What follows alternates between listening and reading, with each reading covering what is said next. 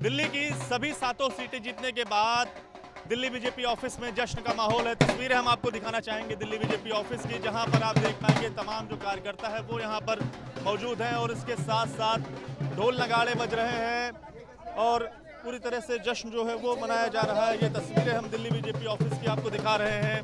Delhi BJP अध्यक्ष वीरेंद्र सचदेवा के साथ साथ जो नई दिल्ली से जो लोकसभा उम्मीदवार यानी बासुरी सुराज जो जीती हुई हैं वो यहाँ पर पहुंची हुई है। योगेंद्र चंदोलिया भी हैं और जो उत्तर पूर्वी जो नॉर्थ वेस्ट दिल्ली से जीत कर आए हुए हैं और आप देख रहे हैं यहाँ पर मुंह मीठा कराया जा रहा है और पूरी तरह से जश्न का जो माहौल है वो यहाँ पर आपको साफ तौर से नजर आएगा।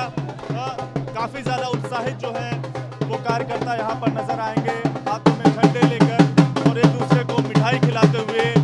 जो कार्यकर्ता है दिल्ली बीजेपी अध्यक्ष है या फिर बासुरी सुराज जो नई दिल्ली सीट से जिन्होंने जीत हासिल की, इसके अलावा नॉर्थ वेस्ट दिल्ली से जो उम्मीदवार थे योगेंद्र चंदोलिया, उन्हें भी जीत हासिल हुई। अब तो एक तरह से जश्न का माहौल यहाँ पर है। वीरेंद्र सचदेवा जी से बात कर लेते हैं। सर, जिस तरह की आज यहाँ पर खुशी मनाई जा रही है, उत्साह मनाया जा रहा है, क्या कहेंगे? देखिए, आज एनडीए संसदीय दल, भारतीय जनता पार्टी संसदीय दल और लोकसभा के नेता के रूप में माननीय प्रधानमंत्री जी का चयन किया गया है और माननीय प्रधानमंत्री जी 9 तारीख को तीसरी बार शपथ लेंगे। ये सपना सब भारतीय देख रहे थे, वो अब हमारे सामने होगा और देश की जनता ने जो आशीर्वाद माननीय प्रधानमंत्री को दिया है उसका उत्साह है, उसका उमंग है। खुशी का माहौल है, तो इसमें एक सवाल और भी बनता है सर, क्या ये जो लोकसभा चुनाव की जीत है एक बेस की तरह है जिसका बीजेपी आने वाले समय में जब विधानसभा चुनाव होगा तो उसमें इस्तेमाल होगा? विधानसभा चुनावों में भी इस्तेमाल होगा। ये पूरे हिंदुस्तान में ट्रेंड सेट हुआ है और आज तो माननीय प्रधानमंत्री जी ने लोकसभा में अगले 25 साल का विजन रखा है कि भारत विश्व की तीसरी बड़ी आर्थिक शक्ति भी बनेगा, भारत विकसित भारत भी बनेगा, भारत विश्व की सबसे बड़ी शक्ति भी बनेगा।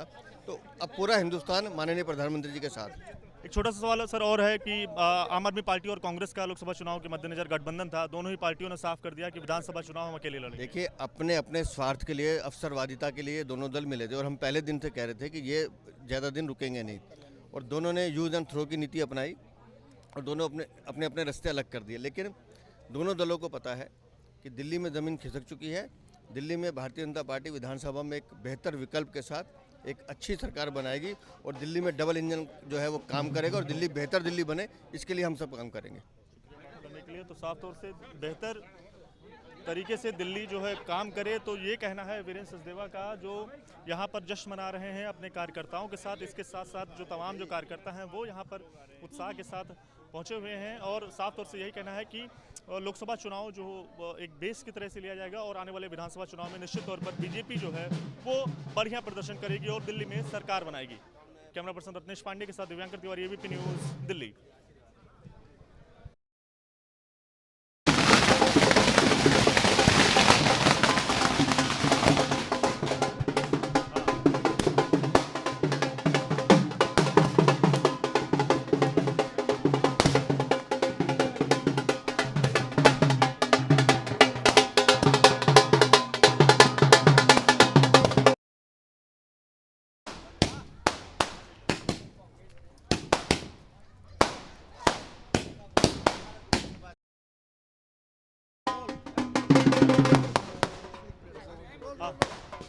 दिल्ली बस दिल्ली बीजेपी मुख्यालय में जश्न का माहौल है और मेरे साथ बात करने के लिए मौजूद हैं नई दिल्ली से बीजेपी के तौर पर, बीजेपी उम्मीदवार के तौर पर जीत हासिल करने के बाद बासुरी सुराज जी। मैम, जिस तरह का जश्न का माहौल है, कितनी ज़्यादा खुशी है और क्या कहना चाहेंगे इस खास मौके पर? जी, मैं पहले तो धन्यवाद करती हूँ भारत की जनता का, क्योंकि 60 बरस में एनडीए पहला गठबंधन है जिनको तीसरी बार भारत की जनता ने पूर्ण बहुमत का जनादेश दिया है।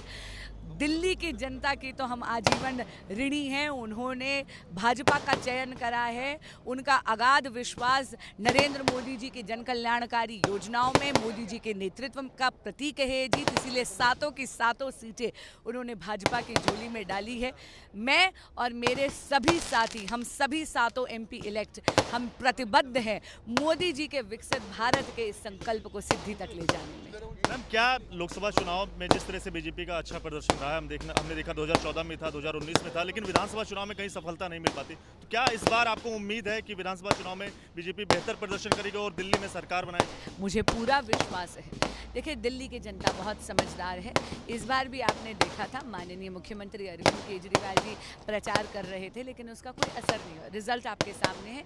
हैट्रिक हुई है भाजपा की। भारतीय जनता पार्टी का चयन करा है दिल्ली की जनता ने, और इसीलिए 2025 में भी आप देखिएगा विधानसभा चुनावों में कमल खिलेगा। आखिरी सवाल छोटा सा कि आप 9 तारीख को संभवतः शपथ ग्रहण समारोह होगा, तो क्या उम्मीद है कि दिल्ली में से कोई मंत्रिमंडल में शामिल होगा? आपको क्या उम्मीदें हैं? यशस्वी प्रधानमंत्री श्री नरेंद्र मोदी देश के प्रधान सेवक की शपथ तीसरी बार ग्रहण करेंगे। शुक्रिया बात करने के लिए। तो बासित गुजरात, जिन्होंने मंत्री बनने की इच्छा को लेकर सवाल जो है वो बेहद ही सफाई से टाल दिया, लेकिन जिस तरह की जीत दिल्ली में हुई है, सभी की सातों सीटों पर बीजेपी ने एक बार फिर से परचम लहराया है, और उसके बाद जिस तरह का जश्न मनाया जा रहा है उसको लेकर बीजेपी का यही कहना है कि आने वाले दिनों में जब विधानसभा चुनाव होंगे तो उसमें भी निश्चित तौर पर बीजेपी अच्छा प्रदर्शन करेगी और दिल्ली में सरकार भी बनाएगी।